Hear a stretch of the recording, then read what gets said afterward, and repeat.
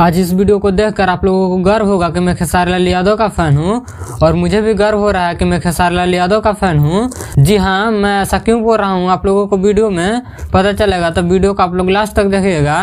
पवन सिंह का यह वीडियो काफी तेजी से हर एक सोशल मीडिया पर वायरल हो रहा है, जिसमें पवन सिंह अपने फैन के साथ दुर्व्यवहार करते हुए नजर आ रहे हैं। दोस्तों, आप लोगों को बता दूं कि पवन सिंह का एक फैन पवन सिंह के गाड़ी के पास सेल्फी लेने जाता है तो पवन सिंह उस फैन का मोबाइल छीनकर फोड़ देते हैं।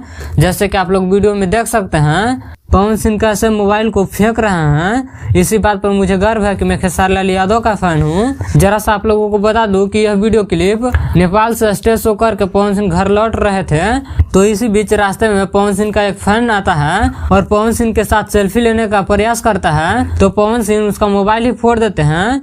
तो आइए हम बात करते हैं ट्रेंडिंग स्टार खेसारी लाल यादव का ऐसा ही वीडियो के बारे में, जिसमें खेसारी लाल यादव का फैन खेसारी लाल यादव के साथ सेल्फी लेने के लिए स्टेज के पीछे से स्टेज पर चढ़ जाता है और सीधा खेसारी लाल यादव के सीने से गले लग जाता है और वहां पे खेसारी लाल यादव के गार्ड अलग करने की कोशिश करते हैं।